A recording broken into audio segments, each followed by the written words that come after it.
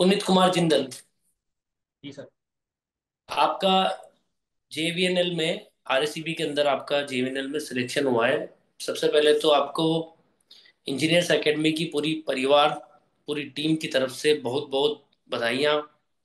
और आने वाला टाइम आपका और अच्छा निकले, और अच्छा टाइम आए आपका। हमारी तरफ से बहुत बहुत शुभकामनाएं आपको। Thank you sir. तो सबसे पहले पुनीत अपने बारे में बताइए कि आपने क्या क्या किया है और किस तरीके से आपने प्रिपरेशन की है। सर मैं बेसिकली हिंडौन सिटी राजस्थान से हूँ। मैंने अपना जी। बीटेक एनआईटी श्रीनगर से किया था। और अभी मेरा जो सिलेक्शन है वो जेवीएनएल जेई के पद पे हुआ है। हम्म।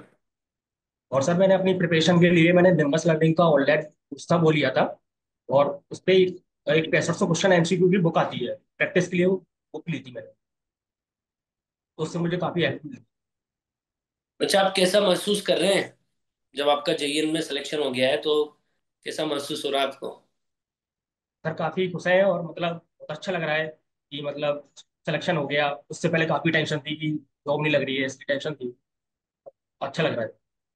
और साथ के साथ एक परिवार में भी खुशी का माहौल होगा। हाँ सर, मम्मी पापा भाई सब बहुत खुश है। हम्म, चलिए, अच्छी बात है। तो अच्छा, आप अपनी जर्नी के बारे में थोड़ा सा बच्चों को बताइए, आपकी जो सर मैं जर्नी है। हम्म। सर मैंने जब बीटेक एनआईटी श्रीनगर से की थी, तो मैं सबसे पहले गेट इंजीनियरिंग सर्विस की प्रिपरेशन के लिए गया था। तो वहाँ मेरा हम्म। सिलेक्शन नहीं नहीं हो रहा था। फिर मैंने उसके साथ में यूपीपीएससी पॉलिटेक्निक लेक्चरर का एग्जाम दिया था। तो उसमें सर हम्म। मेरा रिटर्न तो क्लियर हो गया था, लेकिन इंटरव्यू नहीं हो पाया था। तो उसके बाद सर हम्म। मैंने आरएससीबी 2021 भी दिया था। उसमें मेरा डीवी हो गया था, लेकिन फाइनल सिलेक्शन नहीं हुआ था। ऐसे ही सर मैंने उसका दिया था एमपीपीसीएल जेई का।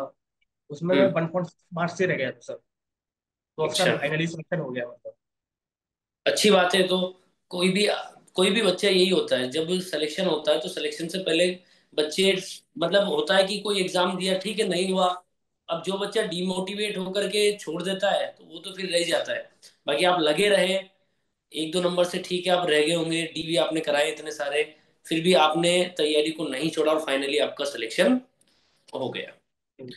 अच्छा, एक बात और बताइए, आपका जो सिलेक्शन हुआ है, आपकी जो ये जर्नी रही है, इस जर्नी में निम्बस लर्निंग और हमारा क्या योगदान रहा है आपकी सफलता में? सर एक तो लिम्बा स्विमिंग के टीचर थे, वो मतलब काफी हेल्प करते थे। और मैं इनको कभी भी यदि कॉल करके कुछ भी पूछता था तो वो हमेशा हेल्प करते थे मेरे को। फिर सर मैंने लिम्बा स्विमिंग की टेस्ट सीरीज भी ली थी। उसमें मेरी रैंक थी हमेशा टॉप 10 के अंदर आती थी। तो मुझे लग रहा था कि ठीक है, इस बार तो कुछ हो जाएगा अच्छा। किस एग्जाम की टेस्ट सीरीज ज्वाइन की थी आपने? Sir RBNL JE. अच्छा, जेईएन वाली करी थी, आरएससीबी वाली है ना? आरएसीबी। अच्छा अच्छा, चलो बढ़िया बात है। अच्छा, कौन से सोर्सेज है जिनसे आप मोटिवेट होते रहते थे? जैसा कि आपने बताया कि इतने सारे आपने एग्जाम दिए हैं, हर एग्जाम में आप एक दो नंबर से रह जाते थे। तो किन चीजों ने आपको मोटिवेटेड रखा कि भाई नहीं पुनीत, आपको तैयारी करनी है, आगे आपका सिलेक्शन होगा? कैसे आपको ये प्रेरणा मिली? सर एक तो मेरे था कि मेरे को गवर्नमेंट जॉब करनी है, ये था शुरू से माइंड में। तो हम्म। फिर मैंने सर 2021 में भी दिया था जेई का, पर अनफॉर्चुनेटली हुआ नहीं था वहाँ सिलेक्शन। तो सर एक तो फैमिली का काफी सपोर्ट था मेरे लिए। मतलब वो हमेशा मेरे को मोटिवेट करते थे कि नहीं तू मेहनत करेगा तो तेरा हो जाएगा, मतलब लगा रहे। फिर सर मेरे को भी कहीं ना कहीं अपने आप पे बिलीव था कि मतलब हो जाएगा सिलेक्शन यदि मेहनत करूंगा तो। सही बात है।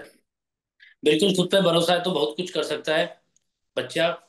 अच्छा, लास्ट आखिरी बात, जो बच्चे अब प्रिपरेशन कर रहे हैं, प्रेजेंटली वर्क कर रहे हैं, तैयारी कर रहे हैं, और कई बच्चे हैं जो मतलब थोड़े से, होता है ना कि मेंटली बड़े डिस्टर्ब हो जाते हैं। मैंने एक बच्चे से बात भी की थी, मैंने भी की थी, जिसका सिलेक्शन नहीं हुआ है, वो 3 नंबर से रह गया। मतलब वो रो रहा था फोन पे, जब मैंने बात की तो वो रोने लग गया था कि सर बड़ा डिप्रेशन, मतलब डिप्रेशन जैसा फील हो रहा है।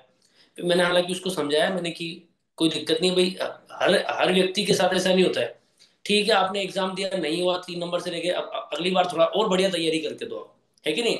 तो आप ऐसे हम्म। बच्चों को क्या सुझाव देना चाहेंगे आपकी तरफ से?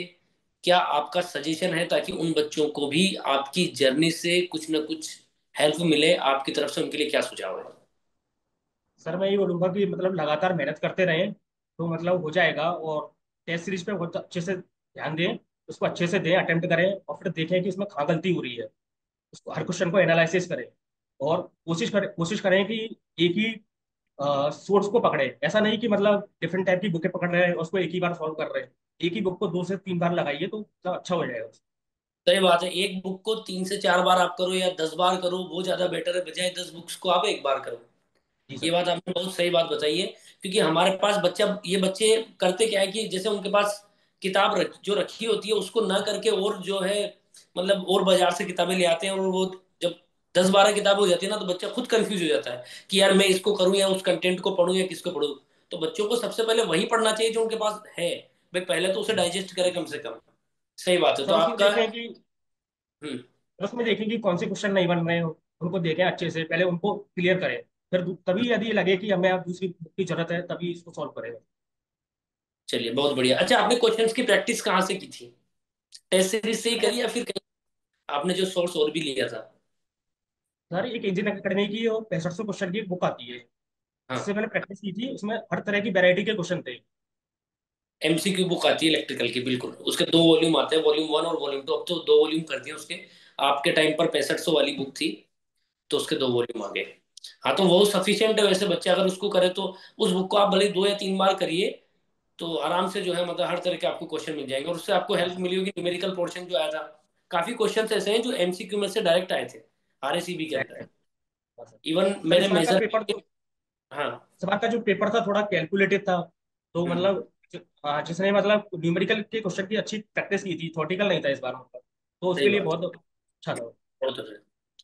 चलिए अच्छी बात है पुनीत, आपसे बात करके बहुत अच्छा लगा, और आई होप कि जो बच्चे इस वीडियो को देख रहे होंगे वो भी आपसे कुछ न कुछ जो है सीखेंगे, और आने वाले टाइम पर वो भी अपनी सफलता के मार्ग को जो है प्रशस्त करेंगे। तो ठीक है पुनीत, बहुत बहुत धन्यवाद आपका, और निम्बस लर्निंग इंजीनियर्स एकेडमी की तरफ से आपको वापस से बहुत बहुत शुभकामनाएं, बधाई। ठीक ओके है। सर। ओके, ठीक है। Thank you.